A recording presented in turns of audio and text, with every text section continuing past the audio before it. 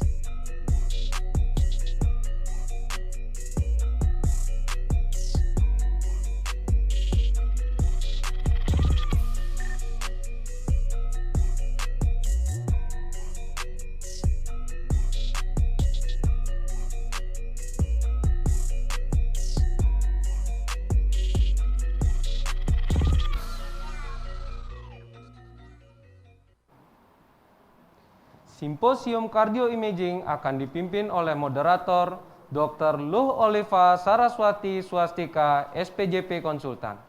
Dengan 3 pembicara yaitu Dr. Sally Atmadikusuma, SPJP Konsultan, dilanjutkan oleh Dr. Ellen, SPJP Konsultan, dan pembicara terakhir yaitu Dr. Ide Bagus Ranggawibuti, SPJP Konsultan. Kita lanjutkan dengan Simposium 2 yang akan dipimpin oleh Dr. Luh Oliva Saraswati Swastika, SPJP Konsultan, FIHA FASE. Izinkan saya memperkenalkan beliau. Dr. Luh Oliva Saraswati Swastika, SPJP Konsultan, FIHA FASE, menamatkan pendidikan dokter umum di Fakultas Kedokteran Universitas Airlangga, Surabaya. Kemudian melanjutkan pendidikan spesialis penyakit jantung dan pembuluh darah di Fakultas Kedokteran Universitas Airlangga. Beliau juga melanjutkan fellowship atau konsultan Advanced Echocardiografi di Rumah Sakit Jantung dan Pembuluh Darah Harapan Kita Jakarta dan observership di Yale Echo Lab New Haven, USA. Saat ini beliau menjabat sebagai konsultan ekokardiografi dan staf Departemen Kardiologi dan Kedokteran Vaskular Fakultas Kedokteran Universitas Udayana, RSUP Sanglah, dan juga sebagai dokter jantung di Rumah Sakit Universitas Udayana. Baik, untuk selanjutnya acara kami serahkan ke moderator, kepada Dr. Luh Oliva Saraswati Swastika, SPJP Konsultan, FIHA FASE, dipersilahkan. Baik, terima kasih kepada MC. Selamat pagi teman-teman sejawat yang telah bergabung pada backup hari ini. Simposium pagi ini akan kita lanjutkan dengan sesi yang kedua dengan topik cardiac imaging. Nah, pagi ini kita ada 3 orang ahli di bidang pencitraan jantung yang akan berbagi ilmu dengan kita semua, di mana pembicara pertama kita yang akan berbicara tentang CT scan jantung untuk mengeksklusi acute coronary syndrome adalah Dr. Sally Atmadikusuma, spesialis jantung pembuluh darah konsultan FIHA. Dr. Sally merupakan salah satu staf di Departemen Kardiologi dan Kedokteran Vaskuler di Fakultas Kedokteran Universitas Indonesia, Rumah Sakit Pusat Jantung dan Pembuluh Darah Nasional Harapan Kita. Beliau menyelesaikan pendidikan dokter umum di Fakultas Kedokteran Universitas Indonesia dan pendidikan dokter spesialis jantung dan pembuluh darah juga di Fakultas Kedokteran Universitas Indonesia, menyelesaikan pendidikan S2 kedokteran di Fakultas Kedokteran Universitas Indonesia dan masuk dalam pelatihan subspesialis kardiologi nuklir dan pencitraan kardiovaskuler Universitas Indonesia. Beliau merupakan salah satu Fellow of Asian Federation of Cardiology di tahun 2009. Beberapa pelatihan yang beliau ikuti di bidang imaging adalah meliputi di Coronary Angiography Course di Singapura, kemudian Cardiac MRI di Hong Kong, kemudian CT Cardiovascular Life Workshop di Singapura juga. Kemudian ada beberapa kongres CT scan maupun MRI di Jepang, Italia, United Arab Emirates, dan di Thailand. Sebelumnya saya ingatkan kepada para peserta bahwa pertanyaan dapat dikirimkan melalui fitur chat selama sesi simposium berlangsung dan akan dibahas oleh semua speaker pada saat sesi diskusi. Kepada pembicara pertama, Dr. Sally, kami persilakan. Assalamualaikum warahmatullahi wabarakatuh. Selamat pagi dan salam sejahtera untuk kita semua. Thank you, moderator, for the kind introduction, and thank you for the committee for having me today. Nama saya Sally Atmadi Kusuma, dan sehari-hari saya bertugas di Divisi Ekokardiografi dan Pencitraan Kardiovaskular di Harapan Kita. Pada hari ini saya diamanahkan untuk membawakan diskusi mengenai peranan CT kardiak dalam mengeksklusi ACS, dan topik ini menjadi menarik karena saat ini kita sadari bersama bahwa kardiak CT tidak rutin kita kerjakan pada pasien-pasien dalam keadaan akut. Tujuan presentasi ini adalah mudah-mudahan kita semua menjadi lebih memahami mengenai temuan CT koroner pada akut coronary syndrome dan benefit CT pada akut setting. Dan tentu tidak tepat kita lakukan straightforward pada semua pasien, namun ada kondisi di mana akan bermanfaat di dalam tata laksana pasien selanjutnya. Kejelian untuk memilih modalitas ini merupakan suatu art, dan kebetulan sekali di salah satu rumah sakit swasta di mana saya bekerja sedang ada art performing, dan ini mengingatkan saya bahwa sebagaimana kita paham, yang kita lakukan sehari-hari ini adalah sebetulnya merupakan suatu art, karena medicine pada dasarnya adalah suatu art based on science. Sebagai pendahuluan, kita sadari bersama bahwa coronary syndrome adalah proses yang terjadi pada pembuluh epikardial, dan patologi ini bisa tervisualisasi baik secara anatomi maupun secara fungsional.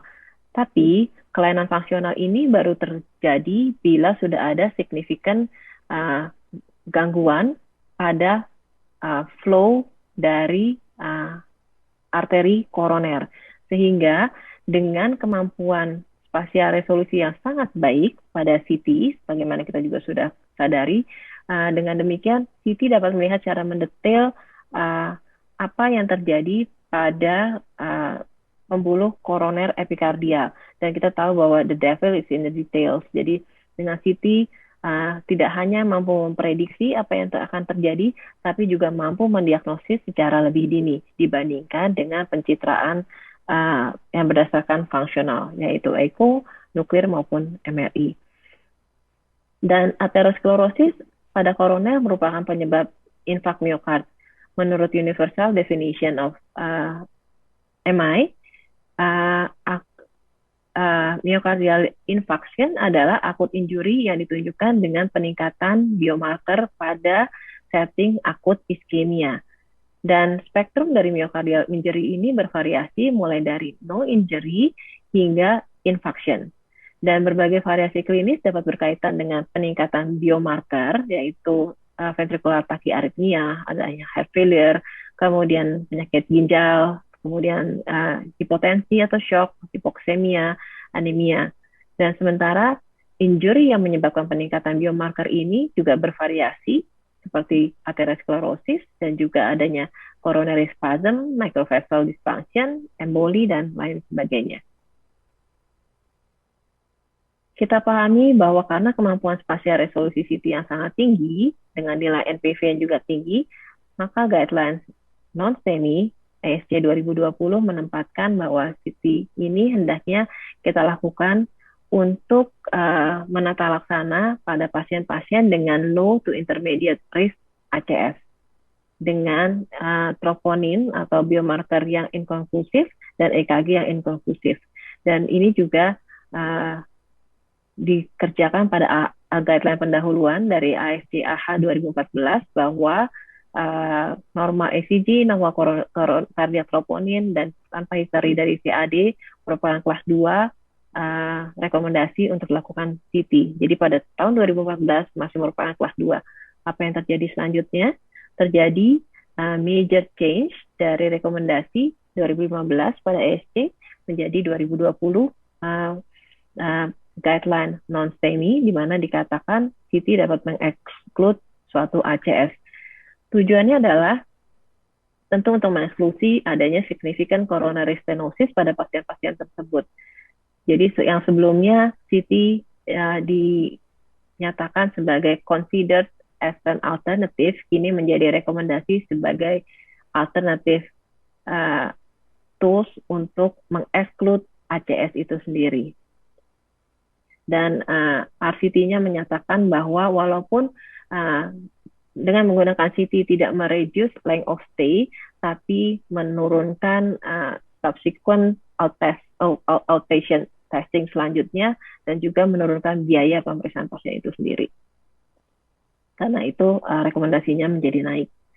Dan ini adalah guideline yang baru dikeluarkan 2021 dari ACC mengenai chest pain, dan guideline ini menggambarkan adanya piramida penggunaan cardiac imaging pada setting pasien akut maupun pasien stabil. Yang stabilnya kita tutup dulu. Di sini digunakan, dikatakan bahwa kalau tanpa symptoms tidak perlu dilakukan apa-apa. Kalau ada low risk juga tidak perlu dilakukan pemeriksaan imaging. Tapi pada intermediate to high kadang-kadang kita memerlukan imaging baik dengan CT maupun pencitraan fungsional lainnya.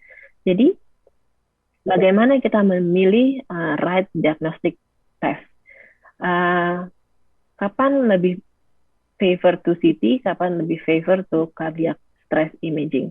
Jadi kalau untuk CT, goalnya adalah untuk merule out obstructive CAD. Tadi dengan kemampuan spasial resolusi yang tinggi dapat melihat adanya obstructive CAD, dapat menghitung berapa besarnya stenosis, dan dengan demikian juga dapat mendetek kalau terjadi obstruktif tersebut adalah non-significant. Dan kita juga sadari bahwa CT ini banyak tersebar luas dari Sabang sampai, tidak sampai Merauke, tapi dari timur sampai ke barat. Kemudian kapan kita gunakan? Sebaiknya pada pasien-pasien yang kurang dari 65 tahun. Jadi kita lihat suatu studi. Ada suatu studi yang banyak dipakai di guideline ASJ 2021 mengenai non-STEMI yang membedakan kapan kita menggunakan anatomical imaging, kapan kita menggunakan stress imaging. Salah satunya adalah PRAMES study, di mana ada 10.000 pasien dengan akut setting di IGD. Sebagian kita kirim ke CT, sebagian kita kirim ke functional imaging, dengan primary endpoint-nya adalah kematian, MI, kemudian hospitalisasi karena unstable angina atau major komplikasi dari prosedural, dan secondary endpoint-nya adalah invasive cardiac catheterization yang tidak menunjukkan adanya obstructive CAD dan radiation exposure. Dan ternyata bahwa diagnostic testing dengan coronary CT ini berhubungan dengan clinical outcome-nya yang similar dengan functional imaging pada pasien-pasien dengan suspected CAD. Jadi sama aja, kita kirim ke CT sama ke functional imaging sama aja, tapi pada secondary endpoint ternyata kalau kita gunakan CT, maka lebih banyak pasien-pasien yang dikirim ke cath lab, dan dari sana lebih banyak pasien-pasien yang akhirnya dilakukan revaskularisasi sesuai temuan CT dibandingkan kalau kita lakukan functional imaging. Jadi karena itu penggunaan CT menjadi lebih meningkat. Kemudian ada tadi turunan dari PRAMES ini yang membagi pasien-pasien itu menjadi usia kurang dari 65 tahun, 65 sampai 74 tahun, dan di atas 75 tahun yang menggunakan pemeriksaan stress imaging dan anatomical imaging dengan CT dan calcium score. Mungkin calcium score kita tinggalkan sebentar. Ternyata bahwa CT memberi clinical outcome yang berbeda pada usia kurang dari 65 tahun dengan event rate yang jelas lebih besar secara bermakna, sementara stress test lebih bermakna pada pasien-pasien di atas 65 tahun. Jadi kalau kurang dari 65 tahun dilakukan stress test, hasil event rate kurang lebih sama. Sementara kalau kurang dari 65 tahun kita lakukan CT, maka hasil event rate-nya akan berbeda bermakna. Dan itulah dan dikatakan bahwa CT memberi additional risk stratification pada pasien-pasien kurang dari 65 tahun. Dan itu yang menjadi dasar kenapa kita lebih menyukai penggunaan CT pada pasien-pasien berusia kurang dari 65 tahun. Dan berkaitan dengan prior test result. Kalau prior test functional study-nya inconclusive, sebaiknya kita kerjakan CT. Dan keunggulan lainnya adalah adanya compelling indication, yaitu bila kita curiga adanya anomalies coronary arteries, yaitu pada pasien, contohnya pada pasien-pasien dengan fistula.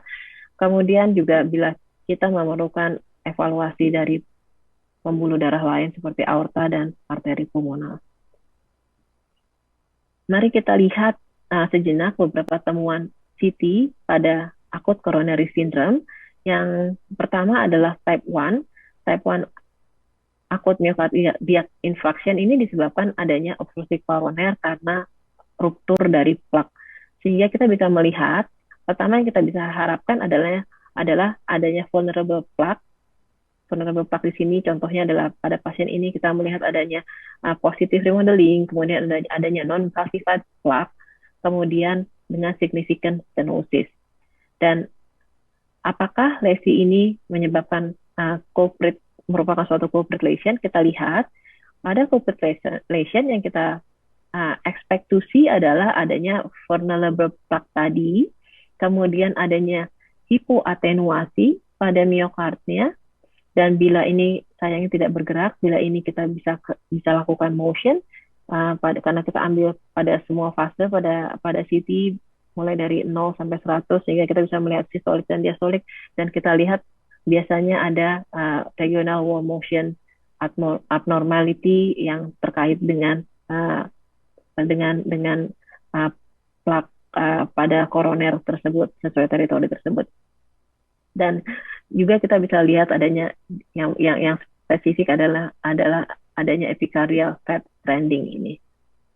Jadi itu yang kita bisa lihat pada type 1 MI. Kemudian apa yang bisa kita lihat pada type 2? Type 2 ini merupakan MI dengan non-obstructive coronary arteries atau kita sebut sebagai minoka. Jadi kita bisa melihat adanya koroner yang non-obstruktif atau kurang dari 50% stenosis, hanya kadang-kadang gangguan ini menyebabkan memiliki durasi yang lama, sehingga berakibat adanya nekrosis pada miokard. Kita bisa lihat pada fase diastolik 75% dari R ke R, dan ini adalah pada fase sistolik, maka pada regio, ini adalah LCX, pada regio inferolateral terjadi hipoatenuasi disertai gangguan kontraktilitas. Jadi adanya regional wall motion. Jadi ada lesi non signifikan, kemudian adanya absence of wall thickening pada saat sistolik dibandingkan diastolik pada regio yang diperdarahi oleh vaskular tersebut. Apa yang terjadi pada unstable angina? Gambaran CT pada unstable angina ini menyerupai infark type 1, tapi tidak ada nekrosis miokard, sehingga tidak ada RWMA ataupun hipoatenuasi pada related miokard tersebut. Ini adalah fase 75, kita lihat, maaf gambarnya terlalu kecil. Jadi walaupun ada significant stenosis, tapi tidak ada hipoatenuasi pada fase diastolik, dan pada fase sistolik semua menunjukkan penebalan dari dinding miokard. Dan tidak ada hipoatenuasi juga. Jadi tidak ada nekrosis. Kembali kepada simptom, pada emergency room, chest pain merupakan penyebab terbanyak kedua pasien datang berobat. Dan ini terjadi pada usia-usia di atas 45 tahun sampai 65 tahun. Dan sayangnya ini juga merupakan penyebab terbanyak pasien discharge dari sana. Ini adalah data tahun 2011, 10 tahun yang lalu, dan data ini masih kurang lebih sama dengan data yang disebutkan di guideline chest pain tadi tahun 2021 dari ACCAH, bahwa di atas 45 tahun, maka chest pain merupakan penyebab terbanyak kunjungan emergency, terutama pada negara maju. Untuk negara low to moderate income, datanya tidak disebutkan.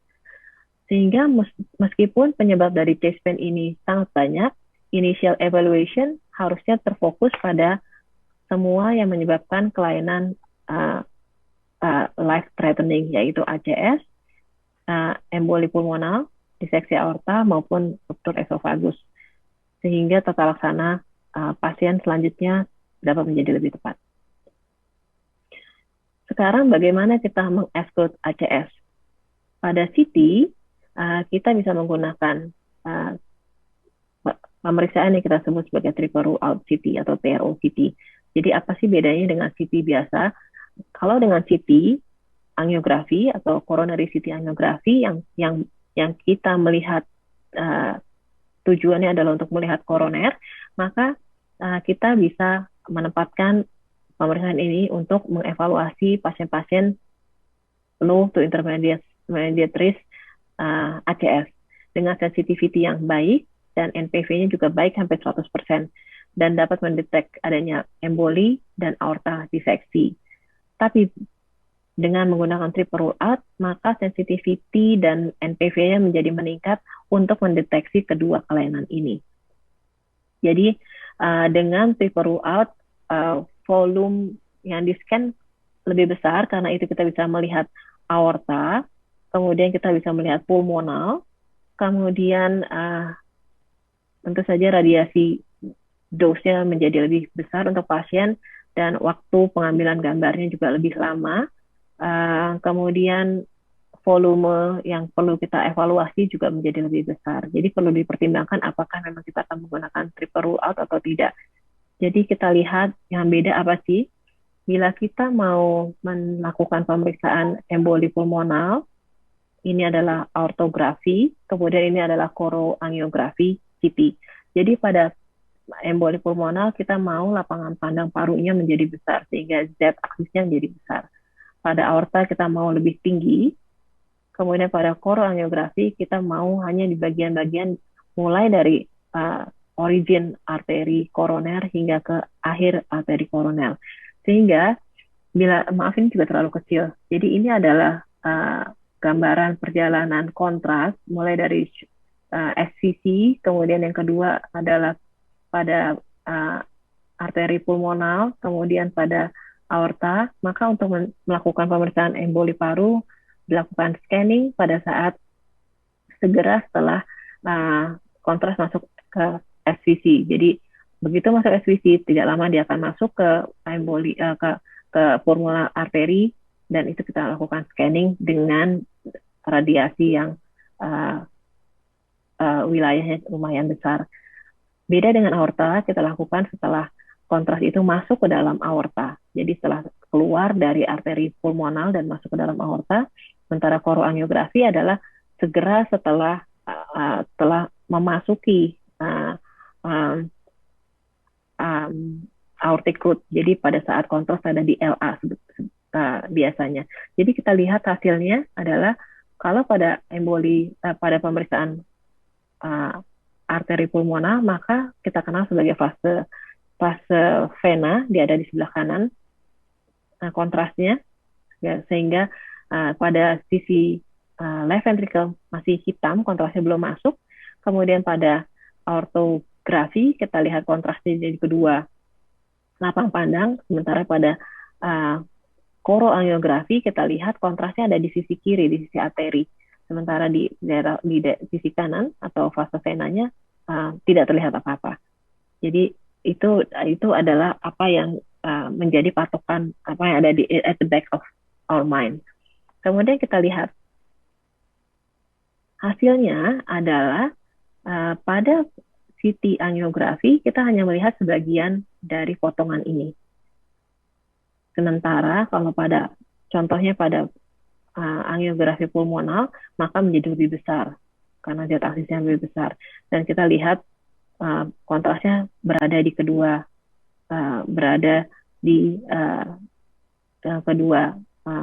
pembuluh darah besar. Maaf, ini bukan pulmonal, ini adalah triple rule out. Jadi wider Z-axis coverage. Sehingga kita harus sadari bahwa TRO ini seharusnya tidak menjadi rutin screening tool untuk pasien-pasien di gawat darurat. Dan ini harus selalu dipikirkan kalau kita memiliki kecurigaan adanya diseksi aorta ataupun emboli paru.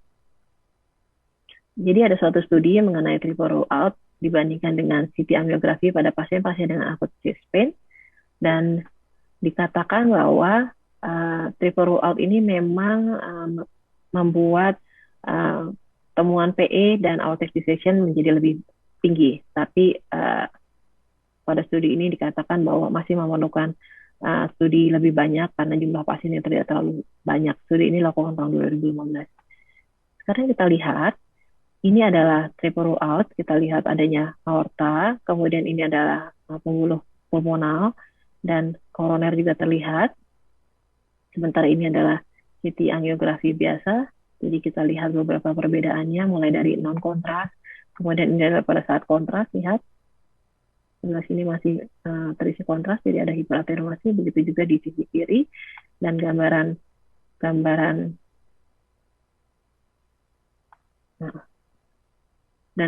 yang bisa kita lihat secara jelas adalah ini adalah CT angiografi koroner dan ini adalah triple rule out. Kita lihat contohnya, kita perlu menilai adanya kelainan pada RCA. Pada CT angiografi secara jelas akan terisi kontras sehingga terjadi hiperatenuasi pada arteri koroner. Kita bisa melihat kalau ada stenosis, kita bisa memperhitungkan berapa besar stenosisnya dengan sangat baik. Sementara kalau pada triple rule out, karena kontras itu terbagi pada masih sebagian terjadi di pulmoner, sebagian ada di aorta, sebagian masuk ke koroner, kita tidak terlalu bisa melihat dengan baik, sehingga kita tidak terlalu bisa memperhitungkan apakah stenosis ini signifikan atau tidak. Dan itu yang perlu kita pertimbangkan pada pasien-pasien tersebut. Jadi apakah selalu triple rule out bermanfaat untuk pasien? Ini harus menjadi pertimbangan kita dengan sangat hati-hati. Bagaimana impact-nya pada manajemen pasien? Jadi kalau kita lakukan CT dan triple rule out dengan tepat, maka tata laksana pasien lebih baik, tidak ada perbedaan bermakna. Dan juga pada ini adalah pada pertimbangan biaya. Dari pertimbangan biaya, bila kita lakukan triple rule out juga ternyata kalau tepat indikasinya, kita bisa menghemat biaya pada saat untuk mendiagnosis ataupun untuk menata laksana selanjutnya. Dan yang menariknya adalah studi ini adalah dikerjakan pada center radiologi dengan caseload yang sangat tinggi, kemudian dilakukan studi retrospektif 2 tahun mengenai triple rule out dan dibandingkan hasil yang dilakukan pemeriksaan oleh residen, tapi residennya juga dengan caseload yang banyak dibandingkan dengan mereka yang sudah mengambil training lebih jauh. Dan dikatakan untuk mengevaluasi temuan tersebut, dan dikatakan bahwa residen yang sudah bertugas on call pun dengan caseload yang cukup dapat melakukan pemeriksaan ini. Memang ada diskrepansi sedikit, minor saja, secara bermakna, dan itu biasanya pada ekstrakardiak, jadi tidak pada intrakardiak. Sehingga dikatakan bahwa on-call resident interpretation dari triple rule out pada pasien-pasien dengan acute chest pain itu kongruen dengan mereka yang sudah menjalani subspecialty training pada center tersebut. Jadi ini sangat menarik mengingat kita punya 13 center dengan PPDS yang ada 24 jam di sana sesuai dengan center ini. Jadi ini ada availability CT mulai dari barat hingga hampir ke timur. Di Papua saya tidak mendapat laporan. Di Jakarta kita banyak, baik pada center pemerintah maupun swasta. Jadi ada di hingga ke ada lebih dari 10 center di Jakarta saja. Dan bila kita lihat 13 center yang ada seluruh Indonesia dan semua ini sudah memiliki CT, jadi tentunya ini bisa kita gunakan, kita manfaatkan dengan sebaik-baiknya kepentingan pasien. Ini adalah slide terakhir saya. Sebagai take home message adalah bahwa CT yang technically available 24/7 pada kebanyakan institusi harusnya digunakan sebesar-besarnya untuk kepentingan pasien, dan jangan sampai tidak digunakan hanya takut tidak bisa menginterpretasi. Dan anatomi testing menggunakan CT ini dapat membantu untuk melihat dan mendiagnosis luasnya dan beratnya obstruktif maupun non-obstruktif CAD dan merupakan opsi yang atraktif untuk mengeksklud ACS pada pasien-pasien low to intermediate risk coronary disease karena high negative predictive value. Demikian yang bisa saya sampaikan. Semoga membawa manfaat dan sangat diharapkan kita bisa berdiskusi. Assalamualaikum warahmatullahi wabarakatuh. Baik, terima kasih kepada Dr. Sally atas presentasinya. Dari situ kita dapat simpulkan bahwa peran CT scan ini sangat penting ketika kita menghadapi pasien dengan nyeri dada akut, satu yang kita curigai dengan adanya emboli paru akut ataupun diseksi aorta, maupun pada pasien-pasien dengan nyeri dada akut yang datang dengan resiko ringan hingga sedang. Selanjutnya kita akan lanjutkan ke topik yang kedua. Pembicara kedua kita akan membahas tentang peran CMR, cardiac MRI, pada penegakan diagnosa miokarditis. Pembicara kedua kita adalah Dr. Ellen, spesialis jantung pembuluh darah konsultan FIHA. Beliau adalah salah satu staf pendidik di Departemen Kardiologi dan Kedokteran Vaskuler di Rumah Sakit Pusat Jantung Harapan Kita. Dr. Ellen menyelesaikan pendidikan dokter umum dan pendidikan dokter spesialis di Fakultas Kedokteran Universitas Indonesia dan melakukan beberapa pelatihan untuk cardiac imaging, baik CT scan maupun MRI di luar negeri seperti di Singapura, di Jerman, kemudian di Harapan Kita juga untuk fellow-nya. Kepada Dr. Ellen, spesialis jantung pembuluh darah konsultan, kami persilakan. Selamat siang para sejawat sekalian. Pertama-tama saya ingin mengucapkan terima kasih kepada panitia yang telah mengundang saya untuk berpartisipasi pada Bali Kardiologi Update tahun 2021 ini. Saya akan membawakan topik yang berjudul The Importance of Cardiac MRI as a Diagnosis Tool in Myocarditis. Sebagai pendahuluan, kita ketahui bahwa myokarditis itu penegakan diagnosisnya cukup challenging karena presentasi klinisnya dapat bervariasi dari mulai yang sangat ringan sampai yang sangat berat.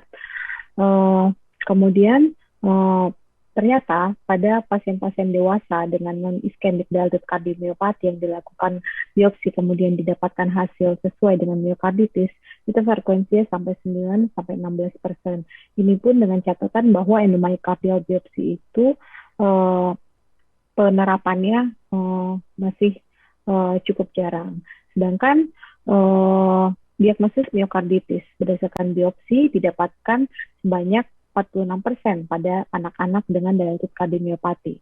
Nah, pada pasien dengan gejala yang ringan dan disfungsi ventrikel yang minimal, myokarditis itu dapat mengalami resolusi secara spontan tanpa terapi yang spesifik.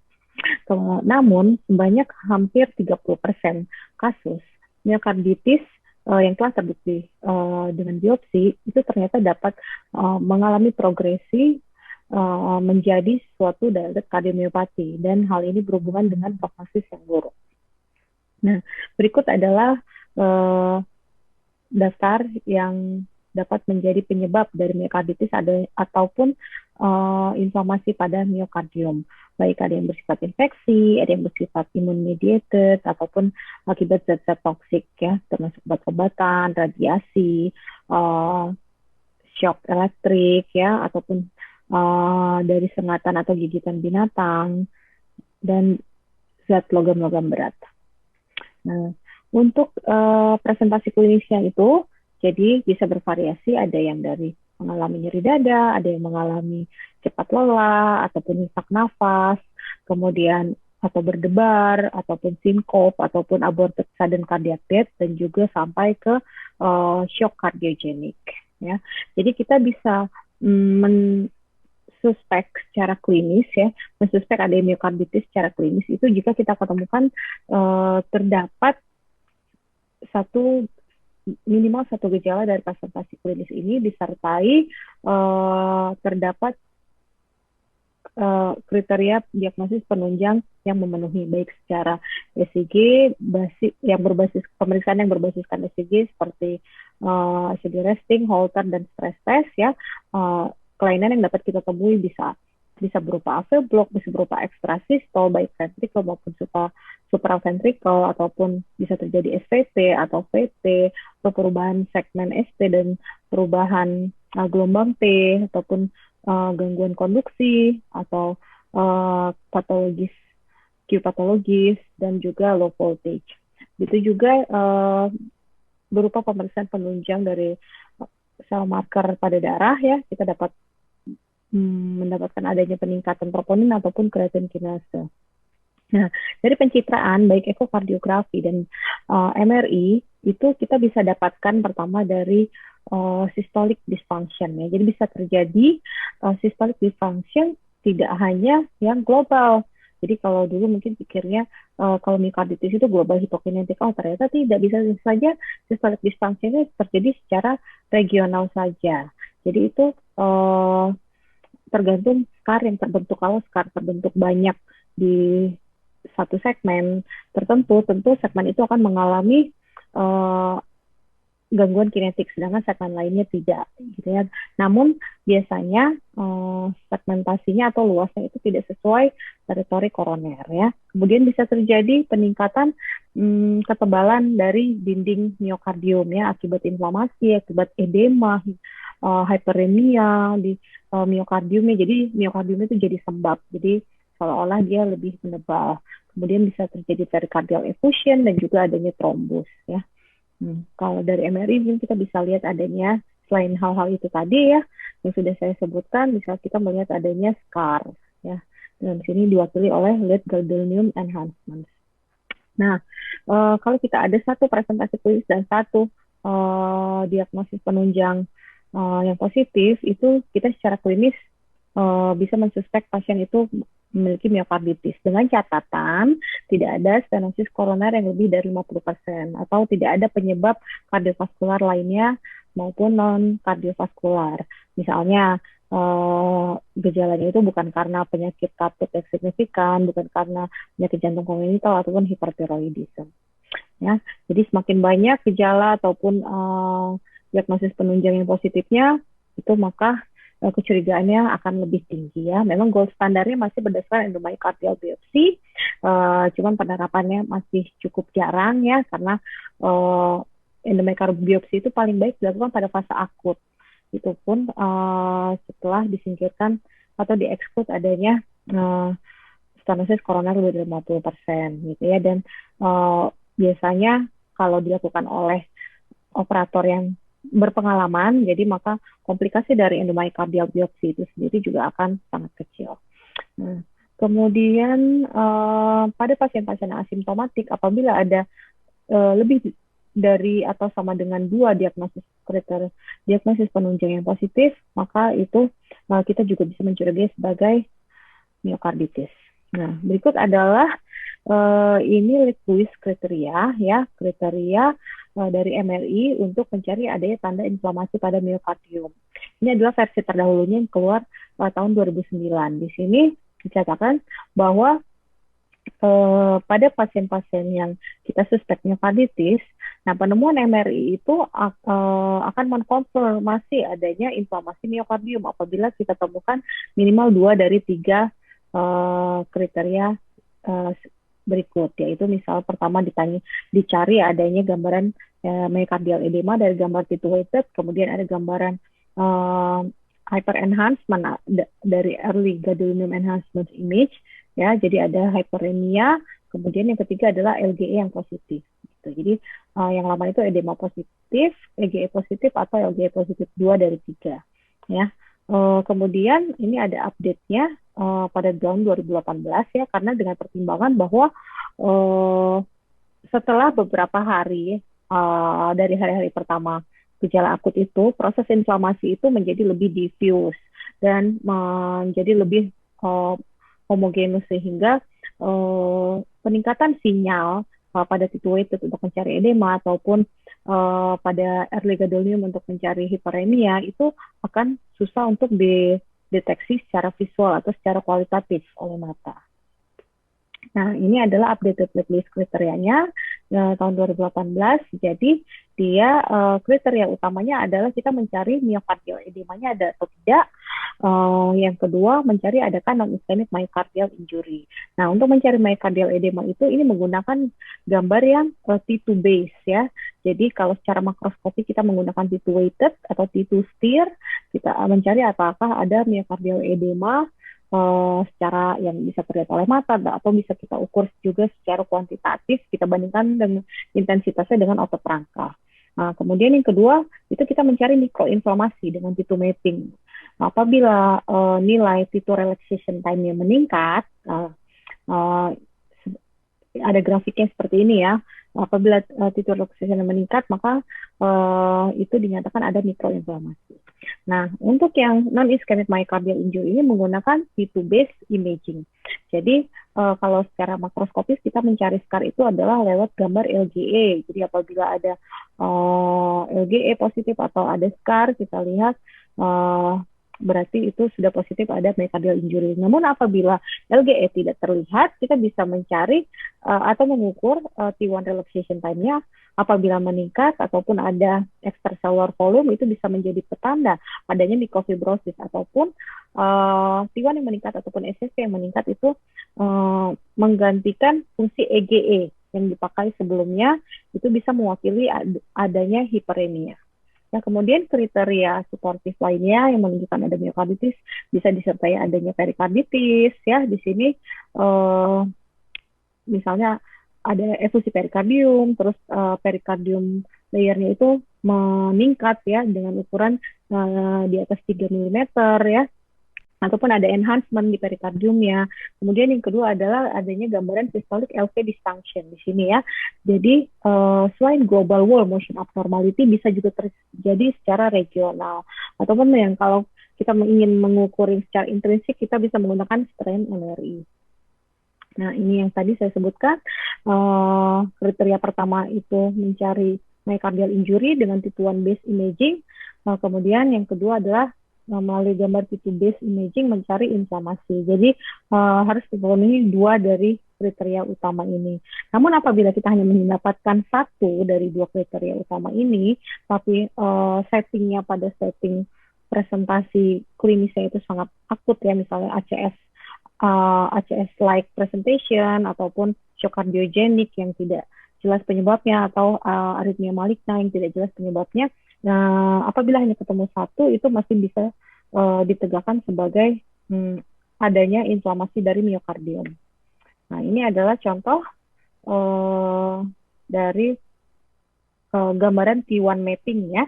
Di sini T1 mapping, ini ada skala warna. Kalau hitam itu berarti T1 relaxation time-nya rendah. Kalau kuning berarti tinggi. Nah, ini warnanya merah. Jadi dia meningkat dibandingkan myokardium lain yang warnanya hitam. Ya, jadi T1 relaxation time-nya meningkat.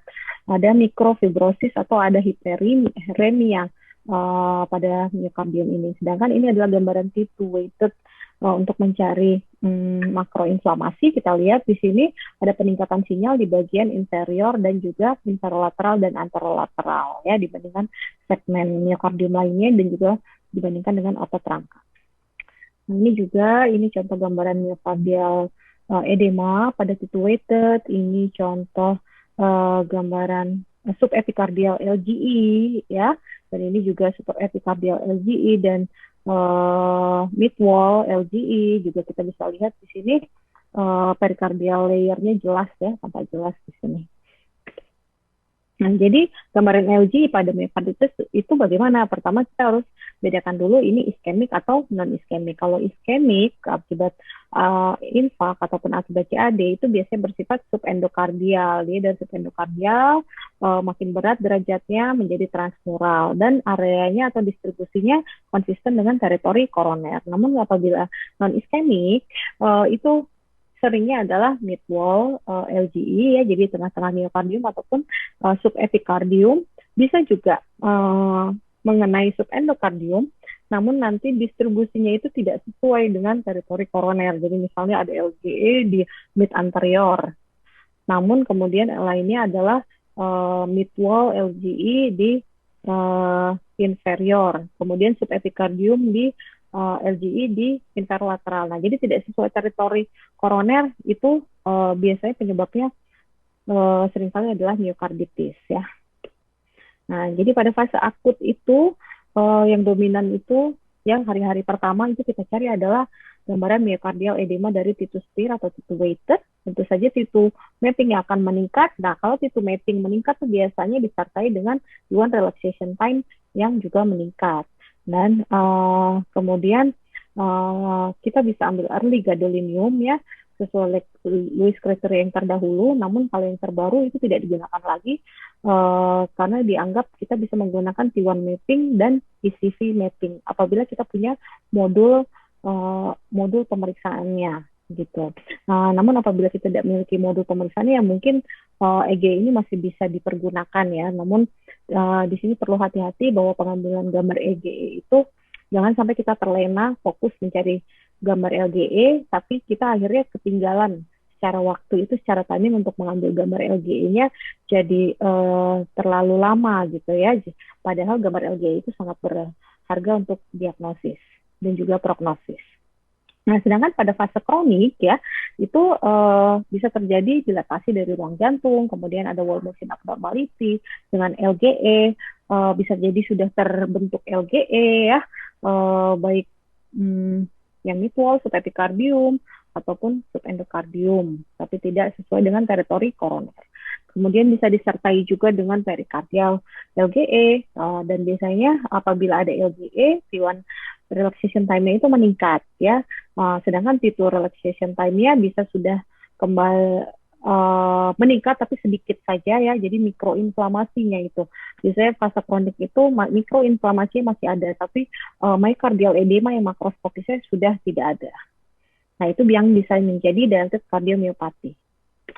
Oke, ini adalah contoh gambaran strain CMR ya, apabila kita ingin melihat fungsi intrinsik sistolik setelah kita pastinya kita ukur end-diastolic volume, ejeksi fraksi gitu ya. Ini contoh pengukuran strain CMR. Kemudian gambaran perikarditis ya. Jadi myokarditis ini juga dapat melibatkan perikardium layer.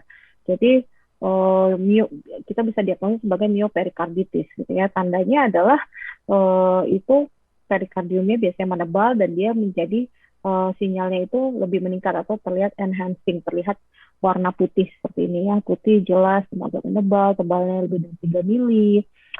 Kemudian bisa disertai efusi dengan jumlah yang dapat bervariasi dari ringan sampai berat. Nah, ini ya. Ini apa saja bisa kita laporkan, baik dari ventricular function, kemudian gambaran edema, tadi sudah saya sebutkan, hiperemia, dan capillary leakage, di mana pada updated Lewis kriteria itu diwakilkan oleh peningkatan T1 relaxation dan peningkatan extracellular volume ya. Sedangkan untuk nekrosis dan fibrosis itu menggunakan LG imaging, native T1 dan ECG. Untuk perikardium ya, ini pericardial thickness jika ukur tebalnya lebih dari 3 mili. Oke, jadi pada fase akut itu biasanya itu terjadi hanya pada 1-3 hari ya. Itu ditandai oleh adanya nekrosis miosit ya yang diinduksi oleh replikasi virus setelah infeksi. Nah, kemudian tereksposurnya antigen intraseluler ini dapat menyebabkan aktivasi dari sistem imun baik humoral dan juga selular yang sebenarnya tujuannya untuk mengeliminasi virus tersebut dari miokardium. Namun pada beberapa pasien, reaksi imun yang terjadi itu bisa berlebihan dan menetap selama beberapa minggu ataupun beberapa bulan, walaupun genom viralnya itu sudah tidak ada. Nah, hal yang seperti ini dapat menyebabkan miokarditis kronik ya, yang bersifat autoimun post-infeksi. Nah, ini jadi apabila pada fase akut ya ada akut myokarditis, apabila zat mikrobial agentnya itu tereliminasi, terus disertai inflamasinya juga mengalami resolusi, maka dia akan menjadi myokarditis yang kemudian sembuh ya. Namun apabila inflamasi itu berlanjut terus, baik mikrobial agentnya masih ada ataupun sudah tidak ada, tapi inflamasinya berlanjut terus, nah itu yang akan menjadi kronik myokarditis. Ya, jadi gambarannya ini tadi sudah disebutkan pada akut myokarditis itu yang dominan adalah gambaran edema dan hyperemia. Ya, ini diwakilkan oleh T2 yang meningkat dan T1 relaxation time yang meningkat. Nekrosis ini bisa sudah ada ataupun bisa sudah ada nekrosis ataupun tidak atau belum terjadi nekrosis. Jadi LG-nya bisa positif, bisa negatif. Nah, ini tinggal nanti akut ini akan menjadi heal, ya, yang sembuh, atau menjadi kronik. Kalau heal, ya dia itunya akan turun, T1 relaxation time-nya juga ini tergantung ada LGE. Apabila ada LGE, dia bisa T1 relaxation time-nya bisa meningkat gitu ya. Namun tidak ada inflamasi lagi, baik secara makro dan juga mikro. Nah, apabila kronik, ini pada kronik di sini edemanya masih ya, edemanya masih terjadi walaupun dia slightly elevated gitu ya. Jadi masih ada mikroinflamasi ya. Ini yang bisa jadi ke DCM. Nah, pada pasien COVID-19 di mana era pada pandemi ini, bagaimana kriteria gambaran myokarditisnya ya? Jadi biasanya ternyata banyak pasien yang mengalami myokarditis yang related dengan COVID ini ternyata tidak tergantung riwayat sebelumnya, apakah dia ada penyakit kardiovaskular atau tidak ya. Nah, jadi orang tanpa penyakit kardiovaskular pun dapat mengalami myokarditis related COVID ini. Nah, patogenesisnya itu ya bisa karena kerusakan myokardium akibat virus secara langsung ataupun terjadi akibat iskemia di mana suplai oksigen ke myokardium turun sedangkan cardiac output demand-nya itu meningkat ataupun akibat aktivasi imun yang tidak terkontrol. Nah, pola dari MRI bagaimana? Berbeda atau tidak? Ternyata tidak berbeda, sama dengan myokarditis pada umumnya ya. Kemudian apabila ada LGE itu sifatnya non-iskemik dan lokasinya predominan di inferior dan inferolateral segment. Nah, ini adalah contohnya ya, pasien COVID-19 yang dilakukan MRI. Di sini ada pneumonianya, di sini sudah tidak ada gambaran edemanya ya, jadi sudah lewat fase akutnya, namun sudah didapatkan terjadi adanya myocardial injury atau necrosis. Di sini ada mid wall sampai subepicardium LGE pada bagian inferior dan inferolateral. Nah, ini T1 relaxation time-nya kita lihat dari skala warna ya. Skala warna di sini dia bergeser ke kanan, jadi angkanya meningkat nih, warnanya gelap, yang dimana yang lainnya itu merah. Nah, ini untuk T2 mapping-nya. Ini T2 mapping-nya ya. Jadi tadi secara makro edemanya itu sudah tidak ada, tapi secara mikro ini T2 relaxation time-nya masih meningkat ya. Begitu juga ini T1 relaxation time-nya meningkat, bergeser ke kanan. Nah, untuk extracellular volume juga bergeser ke kanan. Seperti itu. Ini adalah usulan bagan alur gitu ya, apabila kita suspek cardiac injury pada pasien-pasien COVID, apabila dapatkan troponin, peningkatan troponin ya, ataupun gejala akut chest pain ya, atau sesak yang memberat yang tidak sesuai dengan saturasinya atau pemberian oksigennya ya. Jadi pertama kita lihat EKG-nya ya. Kalau ada ST elevasi tentu penanganannya adalah seperti ke primary PCI. Namun apabila tidak ST elevasi, ada peningkatan troponin ya, kita lakukan kardiografi apabila ini terutama pada pasien-pasien yang memang berisiko memiliki CAD ya. Apabila ada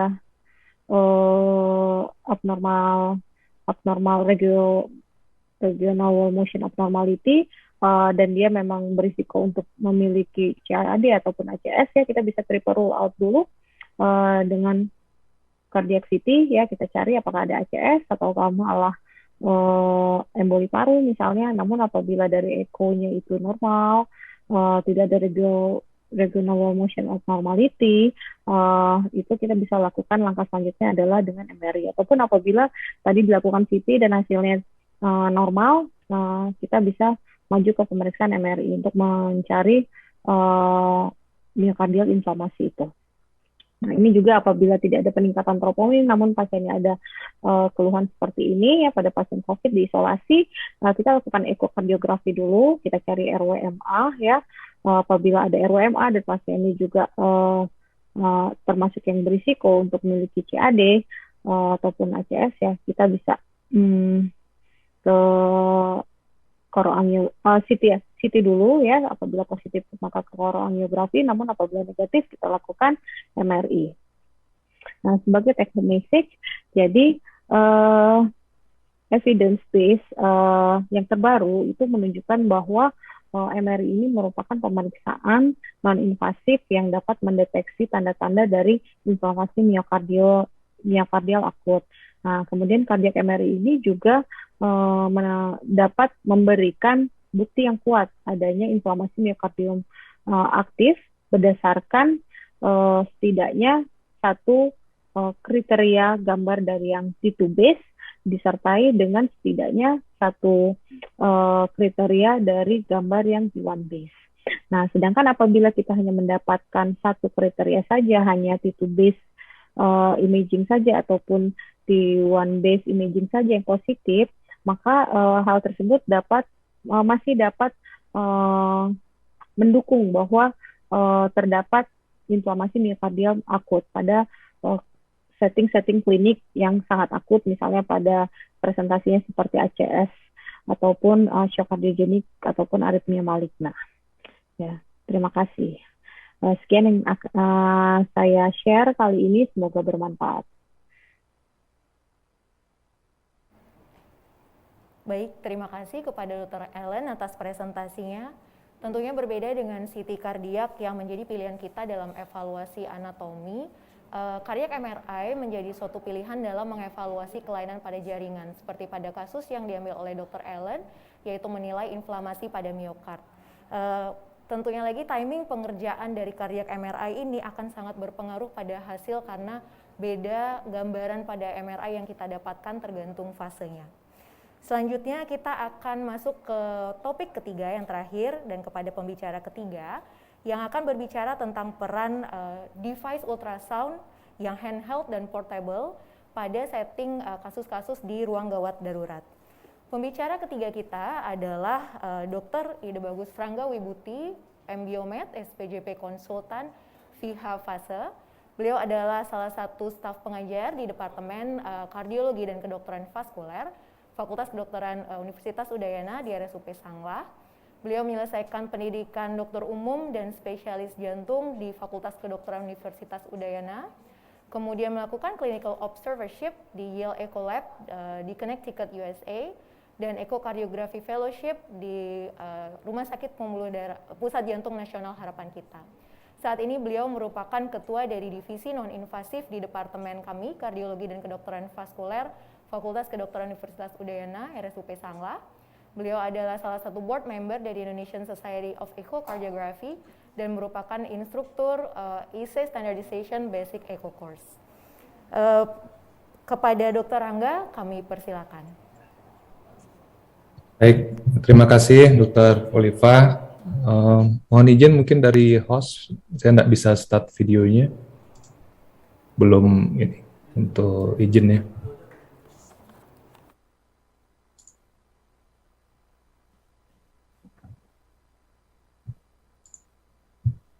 Dari panitia mungkin bisa,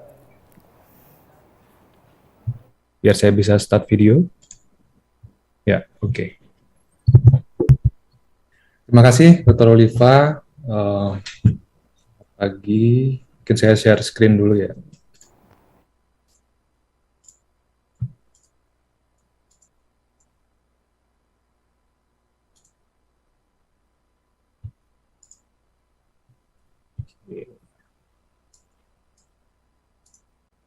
Slide-nya sudah kelihatan? Sudah, Dr. Rangga, silakan dimulai presentasinya. Ya, terima kasih. Om Swastiastu, Assalamualaikum warahmatullahi wabarakatuh. Salam sejahtera untuk kita semua. Selamat pagi pada senior-senior dan teman-teman sejawat semuanya. Jadi saya akan mempresentasikan topik kita yang ketiga ya pada pagi menjelang siang ini dengan judul Role of Handheld dan Portable Ultrasound di Emergency Room. Oke, ini untuk outline slide saya. Jadi ada disclosure, intro, kemudian kita lihat nanti bahas sedikit tentang types dari echo machine, kemudian role dari echo di ER, dan kita tutup dengan summary. Oke, saya tidak ada yang perlu di disclosure. Oke, untuk intro saya pakai kasus saja ya, jadi biar lebih interaktif. Jadi ini ada kasus beneran nih, kasus nyata nih. Laki-laki 62 tahun, dia datang ke UGD itu dengan keluhan utamanya itu sesak napas, ya 2 hari sebelum masuk rumah sakit. Nah ini pemeriksaan fisiknya, pasiennya masih sadar baik, ya bisa komunikasi, kemudian tekanan darahnya juga ya relatif normal, kemudian heart rate-nya agak tinggi ya, 121 takikardi, tapi masih reguler. RR-nya somehow agak sedikit naik, 28 kali per menit. Kemudian yang lainnya masih normal, ronkinya nggak terlalu jelas, tapi kesannya sih normal. Ya. Edema tungkai nggak ada. Dari EKG, ini kita lihat, nah EKG-nya masih teratur, sinus, cuman memang agak takikardi ya, takikardi sedikit. Oke, nah ini dari gambaran ronsennya seperti ini. Jadi kita lihat, dia kardiomegalinya lumayan ya. Jadi kita lihat nih batas kirinya dia sampai mepet ke kiri itu nempel, kemudian batas kanannya juga lumayan besar nih, jadi agak ke kanan dia, ya batas kanan jantungnya. Oke, kardiomegali. Nah, kira-kira apa sih diagnosis pada pasien ini? Nah, ini mungkin seharusnya pakai polling online ya, cuman waktunya mepet jadi nggak sempat. Tapi nggak apa-apa, mungkin teman-teman sudah punya perkiraan jawaban sendiri, apakah acute aortic dissection, atau LVH, atau ACS, atau pericardial effusion, atau pneumonia. Nah, teman-teman sudah punya jawaban ya. Nah, jadi apa sih jawabannya? Kira-kira ya. Jadi pericardial effusion. Kenapa kok bisa pericardial effusion? Coba kita lihat deh dari awal. Jadi keluhannya mungkin memang nggak terlalu spesifik ya. Kalau pericardial effusion dia kadang-kadang sesak napas, kadang-kadang kalau terlentang itu biasanya ada batuk-batuknya juga sedikit. Nah, kalau kita lihat sini takikardi sudah sesuai seperti infusi perikard. Kemudian ronkinya juga nggak jelas ya. Jadi memang kalau dia infusi perikard kan seharusnya sih nggak ada ronki. Nah, kemudian dari EKG, nah ini petunjuk penting ya. Dari EKG kita bisa lihat dia ternyata low voltage ya. Kalau kita perhatikan dia limb lead-nya di 23 AVF. Nah, ini kurang dari 5 mm, kemudian di prekordialnya juga relatif low voltage. Nah, dari itu kita bisa, satu lagi di ronsennya, kardiomegalinya udah lumayan besar banget nih. Nah, cuman kalau seperti ini, kita bisa masih ada keraguan-raguan juga ya. Jangan-jangan apa stetoskopnya kurang bagus ya, jadi nggak kedengeran ronkinya gitu ya. Atau dari ronsen, jangan-jangan ini dilated cardiomyopathy, kan dilated cardiomyopathy juga bisa besar, atau bahkan yang valvular yang sudah advanced stage ya, itu juga bisa besar seperti ini. Nah, gimana sih caranya kalau biar kita nggak ragu-ragu? Ya, tentu saja nanti jawabannya kita lakukan echo bedside. Nah, begitu kita tempel alat ekonya, probe-nya, nah, udah langsung kelihatan dah seperti ini gambarnya ya. Jadi kita lihat di sini. Nah, ini buat teman-teman, ini left ventricle-nya, terus ini otot miokardnya, ini katupnya, kelihatan sedikit. Nah, ini perikardnya, nah ini pericardial space-nya, dia terisi cairan yang berlebih ya. Jadi seharusnya kalau yang normal itu, ini harusnya nggak ada nih hitam di bawahnya nih. Jadi harusnya dia nempel, ini sama ini nempel, jadi tidak kelihatan besar seperti ini dia. Infusi pericardial space-nya. Nah, ini infusi perikardnya lumayan signifikan. Jadi infusi perikard severe dengan tanda-tanda sudah mau mengarah ke cardiac tamponade. Ya. Ini kita lihat dari view yang lain. Wah, ini seharusnya ini nggak ada nih hitam. Ini cairan banyak semua nih kelilingin jantungnya ya. Sampai ke superior right atrium juga. Ini sudah hampir kayak swinging heart juga nih.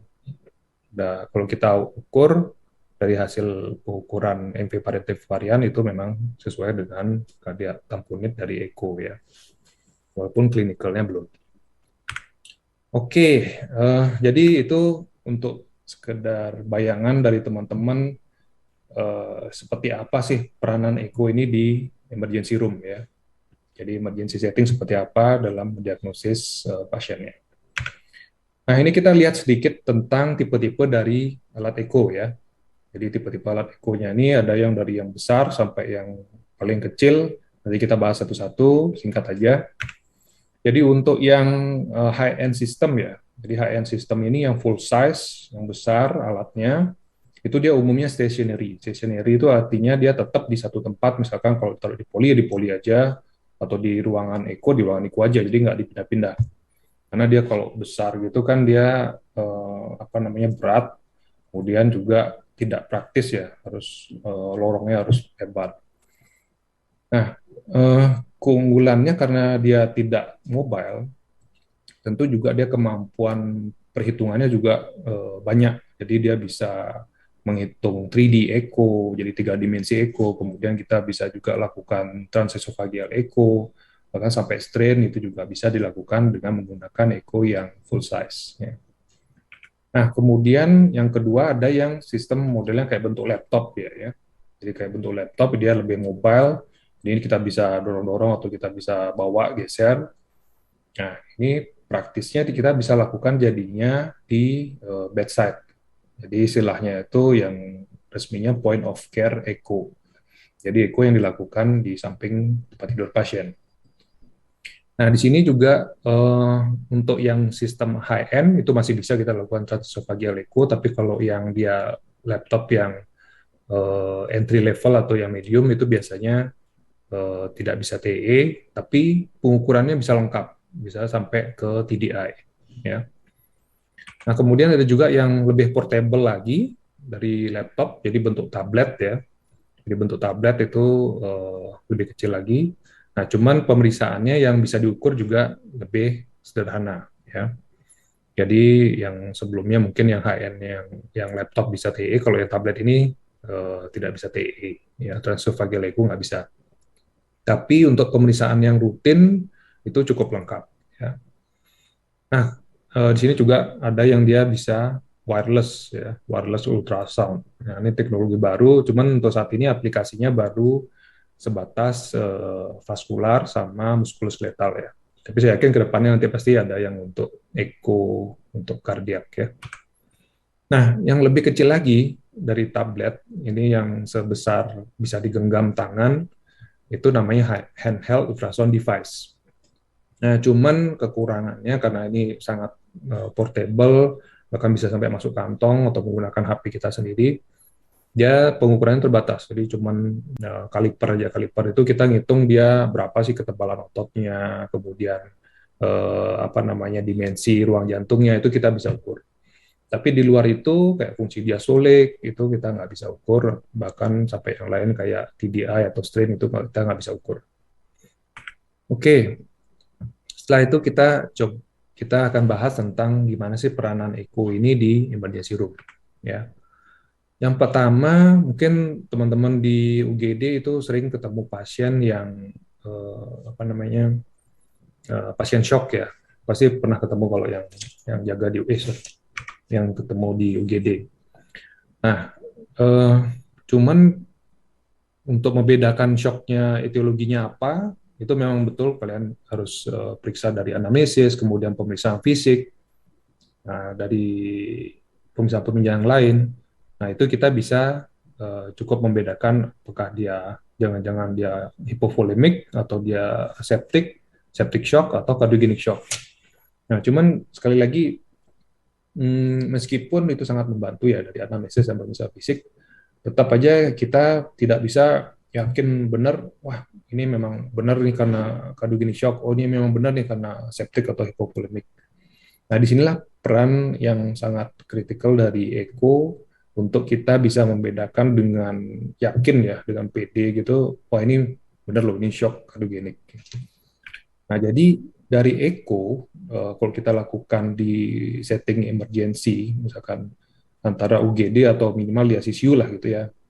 Itu kita bisa mengakses dengan secara cepat gimana sih fungsi ventrikel kirinya, bagaimana status cairannya, cukup apa enggak. Kemudian kita juga bisa mengeksklusi penyebab lainnya yang di luar penyebab yang biasa. Dokter Jadi Rangga, contohnya kayak tamponit, nah itu juga bisa membuat dia Dokter Rangga, menjadi waktu tinggal 10 menit. apa namanya?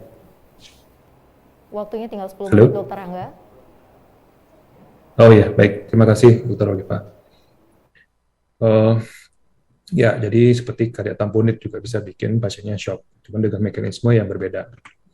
Nah, di sini kita lihat untuk penyebab shock, contoh ya, example pada pasien dengan severe left ventricular dysfunction. Nah, ini kita lihat contoh di kiri gambarnya ini yang contoh yang normal, gerakan kontraksi ototnya bagus ya di sini. Kemudian kita bedakan yang gambar video di tengah ini yang global hipokinetik ya. Yang global hipokinetik kita lihat kontraksi ototnya lemah banget ya di sini. Cuma di sini aja ada gerak-gerak sedikit-sedikit, nggak seperti yang di kiri ini ya. Nah, kalau seperti ini, tentu saja obatnya adalah kita memberikan inotropik nantinya. Inotropik contohnya salah satunya dobutamin. Tujuannya adalah untuk meningkatkan kontraksi ototnya ini agar dia bisa memompa lebih baik, sehingga stroke volume-nya meningkat, cardiac output meningkat, otomatis tensi juga akan naik. Ya. Nah, kemudian yang contoh kedua, kalau pasien dia fungsi jantungnya normal, tapi ternyata cairannya kurang. Sini kita lihat yang di kiri ini contoh status cairan yang normal ya. Jadi istilahnya nih inferior vena cava, kita lihat dia collapsibility-nya berapa persen atau berapa dia ukuran IVC-nya. Nah, kalau dia cairannya cukup, oke, kita cari penyebab lainnya. Tapi kalau ternyata dia cairannya kurang, jadi IVC-nya dibilang kolaps ya. Ini kalau contoh yang ekstrim case memang shock hipovolemik, dia bisa sampai nempel banget ini dia, nempel antara atas sama bawahnya. Nah, di situ kita yakin kita bisa kasih loading cairan yang banyak ya. Kemudian contoh yang ketiga, gimana kalau dia fungsi jantungnya normal, volume cairannya juga normal. Nah, itu kita bisa ukur systemic vascular resistance-nya. Jadi SVR-nya ini kita bisa hitung dari formula. Nah, nanti kita masukin data-datanya dari echo, kita hitung SVR, nah itu kita dapat SVR-nya berapa. Kalau dia SVR-nya rendah, berarti dia artinya ada vasodilatasi. Kalau vasodilatasi dengan kombinasi dengan pemeriksaan fisik atau anamnesis, dia sesuai dengan sepsis, ya udah berarti dia septic shock. Seperti itu. Karena obatnya adalah vasopresor. Contohnya norepinephrine. Ya. Nah, untuk yang lainnya, pulmonar emboli nanti kita bahas singkat. Kemudian kardiak tamponit ini sama seperti ilustrasi kasus tadi. Ya. Kemudian yang peran yang lain adalah pada pasien-pasien dengan chest pain syndrome. Ya. Chest pain syndrome kita tahu sebagian besar memang dia ACS, tapi juga ada penyebab lainnya seperti perikarditis, PE, dan aortic dissection. Di sini untuk case-nya, contoh ini pasien dengan chest pain, kita lihat dari EKG-nya ada estelvasi. Nah, kita lihat dari echo-nya nih, sudah ada dia regional wall motion abnormality. Kalau kita lihat dia di sini kontraksi ototnya bagus, tapi di apikalnya dia hipokinetik ya, kalau kita lihat. Jadi kontraksinya nggak sebagus seperti yang di basal-basalnya ini. Nah, di sini kita penting untuk mendeteksi memang benar nggak dia karena ACS atau penyebab lainnya. Ya. Dan sekalian juga kita lihat secara umum fungsi dari left ventricle. Nah, di sini kita bisa prediksi atau kita ya kira-kirain ya penyebabnya itu apakah dia karena kelainan di RCA, LAD, atau LCX, kita kombinasi dengan EKG. Tentu nanti untuk diagnosis pastinya dari coronary angiografi ya.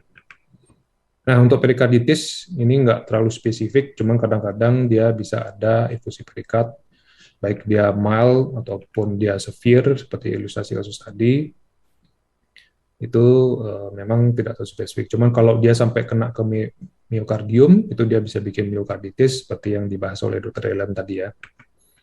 Nah, untuk PE, ini pentingnya adalah kita bisa melihat dia apakah ada kelainan enggak di ventrikel kanannya. Karena kalau dia ada akut PE, itu dia bisa menimbulkan kelainan di ventrikel kanan, ada perubahan geometri atau perubahan di fungsi ventrikel kanannya.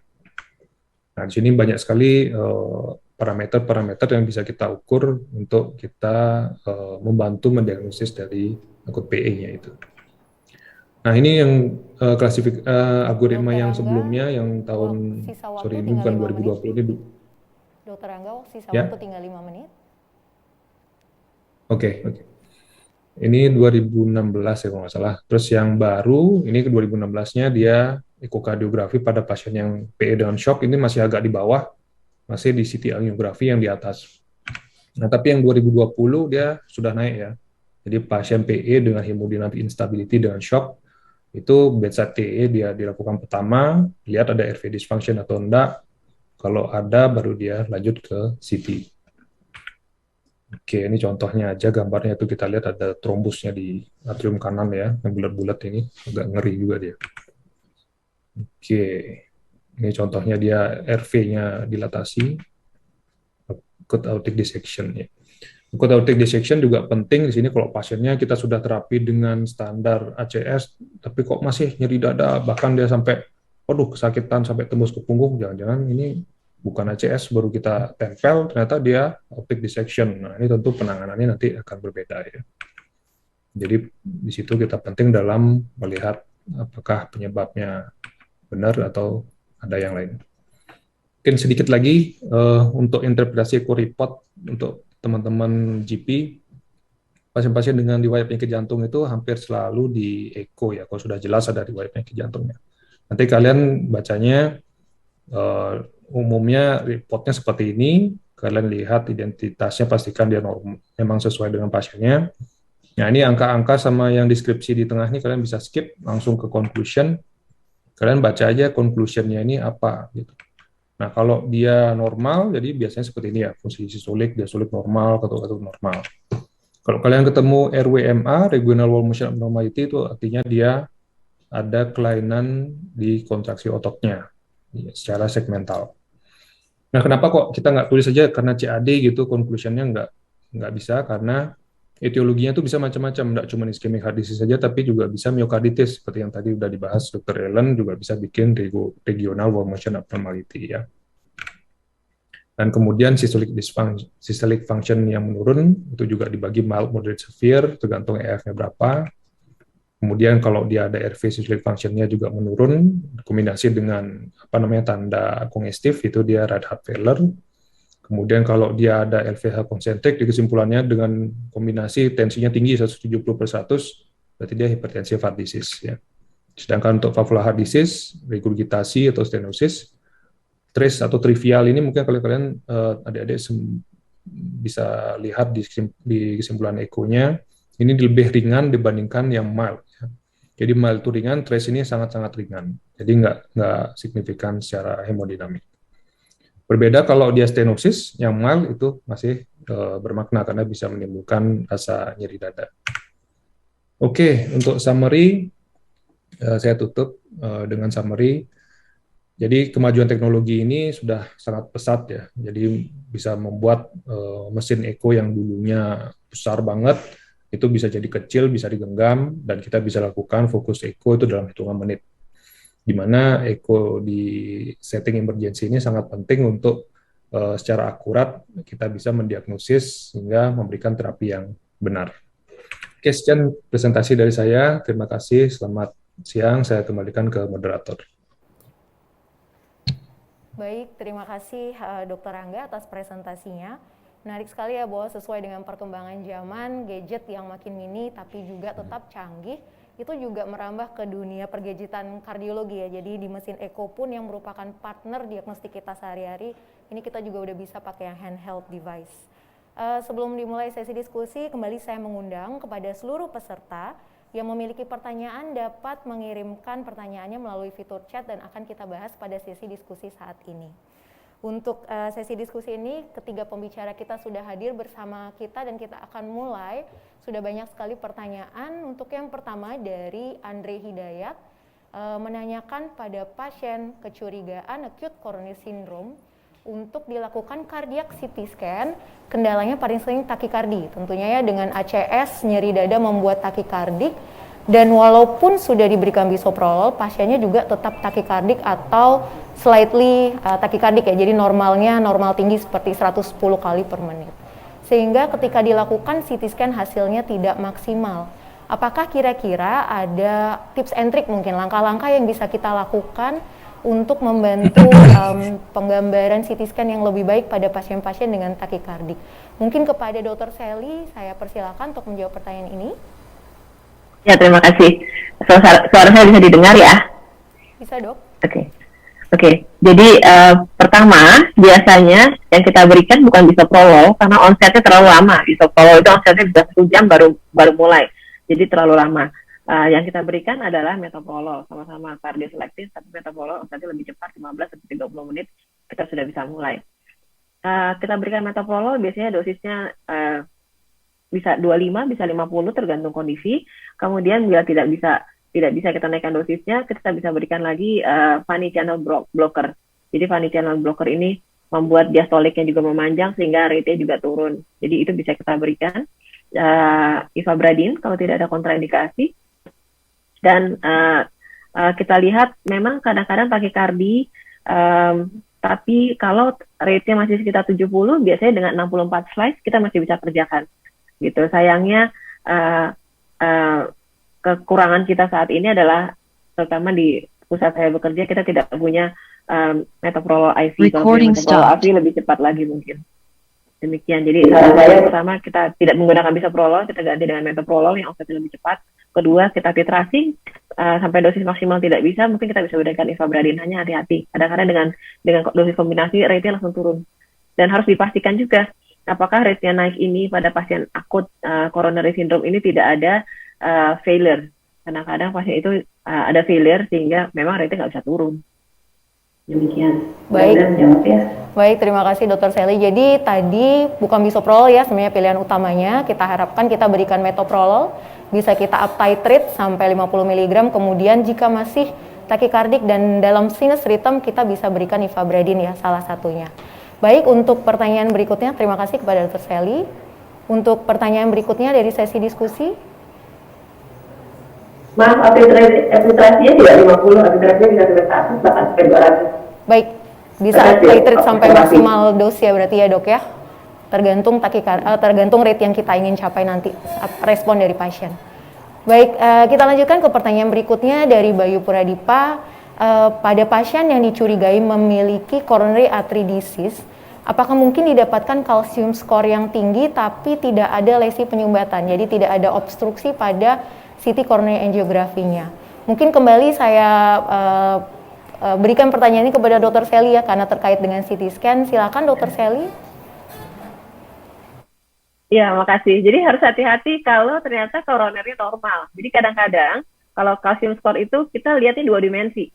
Gitu kan, jadi dengan prospective gating, jadi step and shoot, pasiennya masuk, mejanya kita ambil gambar, pasiennya masuk, kita ambil gambar, jadi step and shoot, dan kita dapat gambarannya 2 dimensi, sehingga kadang-kadang gambaran katup itu dengan koroner bertumpuk. Jadi kalau ternyata koronernya normal, mungkin yang kita hitung kalsium itu adalah di katup, jadi hati-hati. Jadi kalau ini sebetulnya masalah teknik aja ya dok ya, apakah kira-kira dengan CT scan yang mungkin lebih canggih, itu kita akan bisa menangani permasalahan teknik ini, dok? Seharusnya bisa terlihat dalam 2 dimensi pun bisa terlihat. Jadi kalau katup itu kan posisinya tidak seperti koroner, perjalanannya juga tidak seperti koroner. Jadi kita harus lebih aware terhadap itu. Kalau kalsiumnya tinggi tapi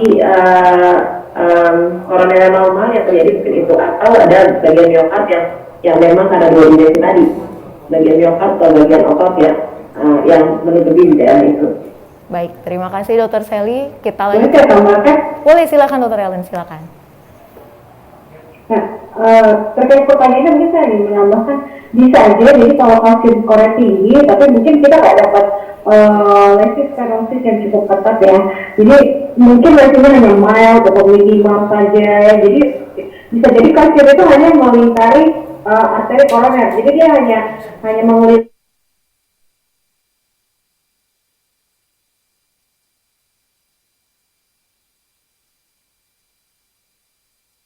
Kita kita dapatkan kasus seperti itu juga. Jadi mungkin stenosis-nya hanya mild, dia banyak kalsifikasi tapi hanya sebagai pembungkus sebagai pembungkus arteri koroner situ, tapi kalsifikasinya tidak masuk ke lumen, gitu, seperti itu.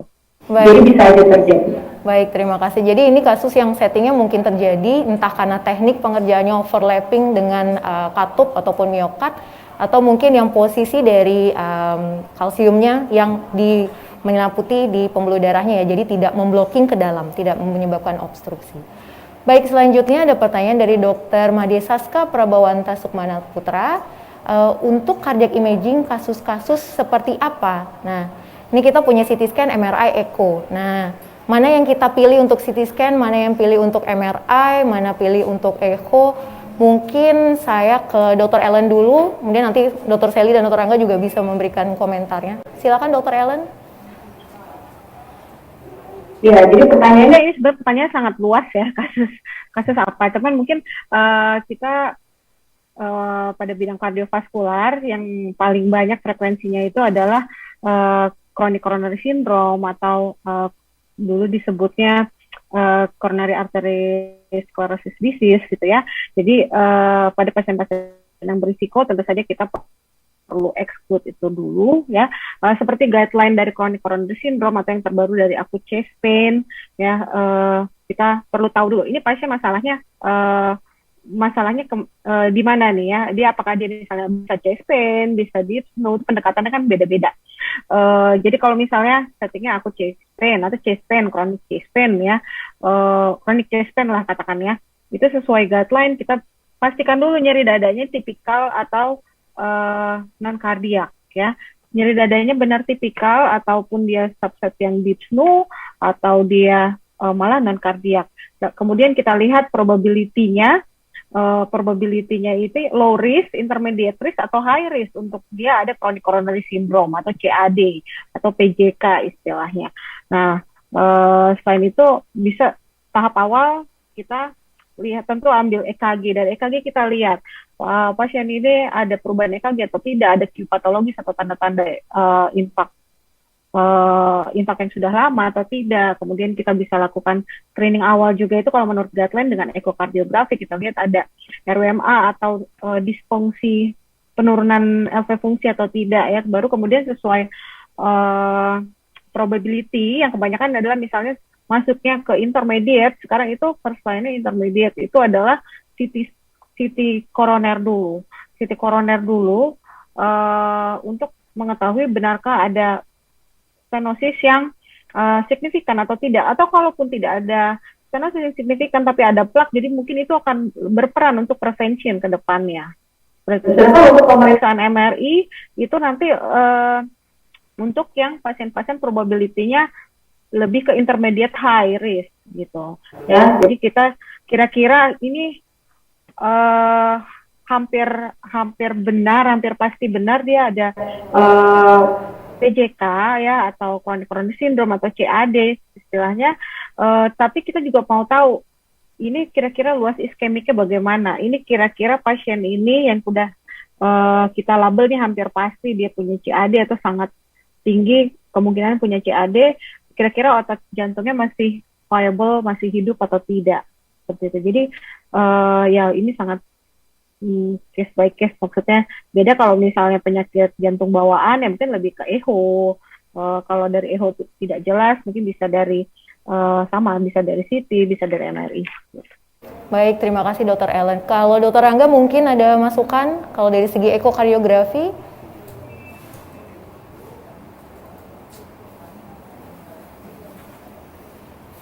Oke, terima kasih. Tadi masih mute.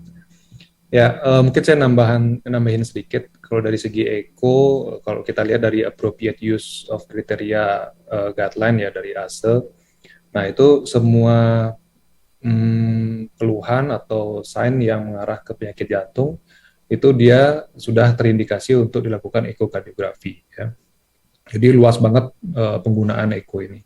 Nah, cuman memang echo ini ada beberapa kelemahan ya. Jadi contohnya kalau pasien-pasien yang dia obes banget atau dia pasien PPOK, itu biasanya view echo-nya itu tidak kadang-kadang tidak adekuat. Jadi cuma salah satu view aja yang bisa kelihatan, atau bahkan dia sangat poor echo view sehingga kita cuma bisa mengestimasi secara visual. Atau ada kasus-kasus di mana yang dia kelainan anatomi yang lebih kompleks, seperti penyakit jantung bawaan seperti itu. Nah, itu juga sulit kita evaluasi kadang-kadang. Itu juga perlu pemeriksaan yang lebih lanjut, yang lebih detail. Jadi misalkan kita bisa lakukan CT scan atau MRI. Nah, itu salah satu kekurangan dari ekokardiografi. Kemudian juga untuk kalau misalkan kita ketemu regional wall motion abnormality dari eko, itu kita nggak bisa bedain, ini karena infark miokard atau karena miokarditis. Nah, itu perlu pemeriksaan MRI. Mungkin itu aja tambahan dari saya, Dr. Oliva. Baik, Dr. Angga, terima kasih. Dr. Sally mungkin ada masukan kalau dari segi CT scan mungkin. Ya, makasih. Jadi intinya memang pertama kita lakukan echo, kemudian balik lagi ini settingnya apa seperti tadi Dr. Ellen bilang. Kalau settingnya kronik kita bisa pakai guideline ESC 2020 itu yang terbaru, dan di situ di stratifikasi pasien berdasarkan pretest probability.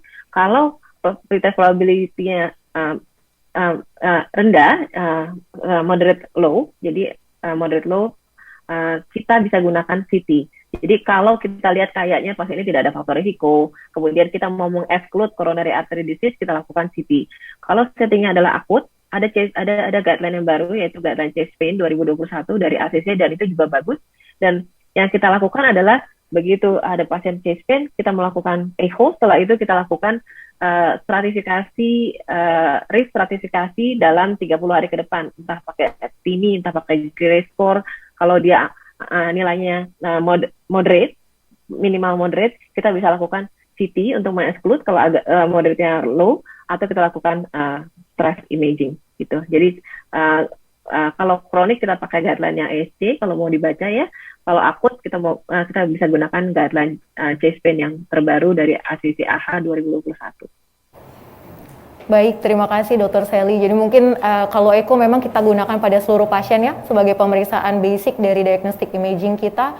Kemudian nanti tergantung kecurigaan kita kemana, kalau CT scan mungkin lebih ke arah penilaian anatomis, kemudian untuk MRI lebih ke arah kelainan jaringan maupun fungsi ya. Jadi fungsinya adalah membantu penegakan diagnosa yang echo tadi mungkin tidak terjawab oleh echonya. Baik, selanjutnya untuk pertanyaan terakhir, dari Vika Nariswari yang bertanya kepada Dr. Angga, peranan echo pada setting gawat darurat, apakah bisa mendeteksi adanya kelainan koroner ataupun adanya edema paru? Terima kasih.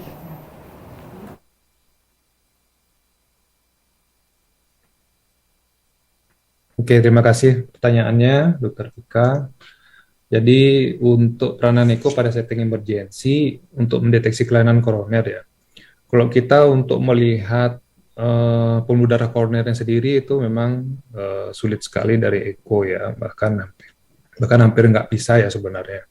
Kecuali dia aneurisma di proksimal banget, itu mungkin bisa kelihatan sedikit, tapi itu juga sulit sekali ya. Nah, yang bisa kita deteksi dari echo kalau dia pasien dengan kelainan koroner adalah efek yang ditimbulkan dari kelainan koroner tersebut, yaitu regional wall motion abnormality. Jadi karena dia ada kelainan koroner, supply oksigennya nggak bagus ke miokard, sehingga timbul hipokinetik, ya, iskemia hipokinetik atau infarktus jadi hipokinetik, atau bahkan akinetik, itu kita bisa lihat dari ekokardiografi. Jadi efek ke miokardnya yang kita bisa lihat.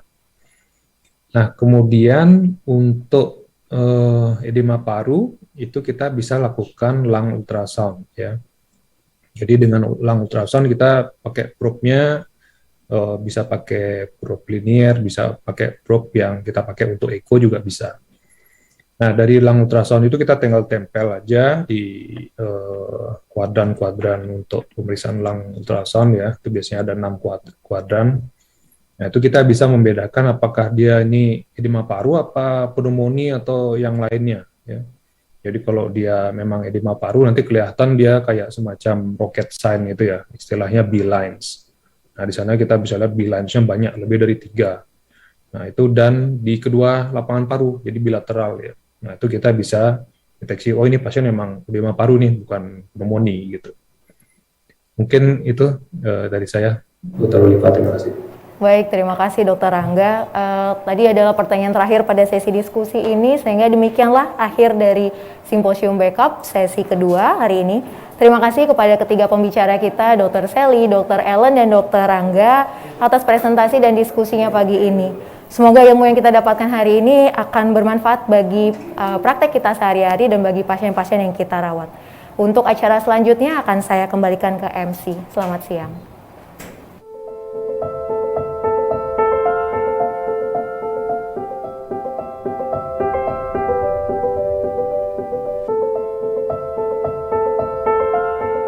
Every day, you analyze, connect, discuss, and keep your finger on the technological pulse of time. Every day, you are giving your very best. You never stop. And all with one goal, to provide the best possible care for your patients. We know that, and are here to support. Around the world, cardiovascular diseases are the #1 cause of death. That is why we at Siemens Healthineers declared hearts as our mission. In cardiovascular care, it's essential to provide patients with a precise diagnosis, tailored therapy, and continuous follow-up, making them the focus throughout the entire clinical pathway, and making confident decisions supported by our connected cardiovascular solutions.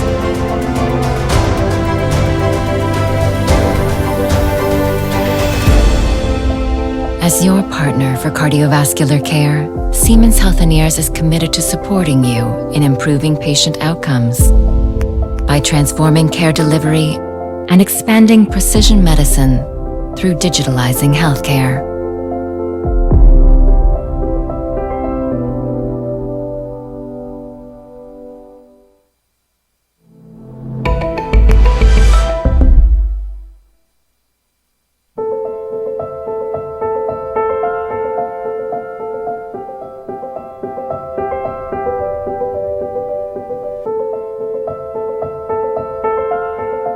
Every day, you analyze, connect, discuss, and keep your finger on the technological pulse of time.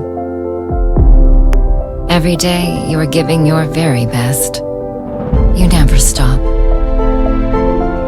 And all with one goal, to provide the best possible care for your patients. We know that, and are here to support. Around the world, cardiovascular diseases are the #1 cause of death. That is why we at Siemens Healthineers declared hearts as our mission. In cardiovascular care, it's essential to provide patients with a precise diagnosis, tailored therapy, and continuous follow-up, making them the focus throughout the entire clinical pathway, and making confident decisions supported by our connected cardiovascular solutions.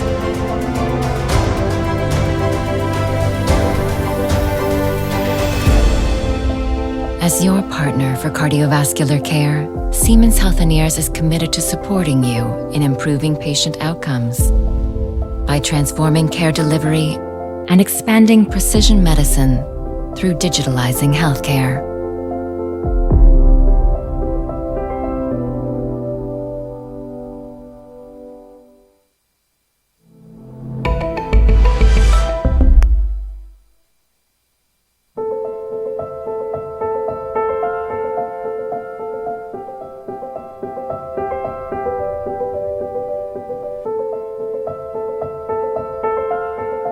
Every day, you analyze, connect, discuss, and keep your finger on the technological pulse of time. Every day, you are giving your very best. You never stop. And all with one goal, to provide the best possible care for your patients. We know that, and are here to support. Around the world, cardiovascular diseases are the #1 cause of death. That is why we at Siemens Healthineers declared hearts as our mission. In cardiovascular care, it's essential to provide patients with a precise diagnosis, tailored therapy, and continuous follow-up, making them the focus throughout the entire clinical pathway, and making confident decisions supported by our connected cardiovascular solutions.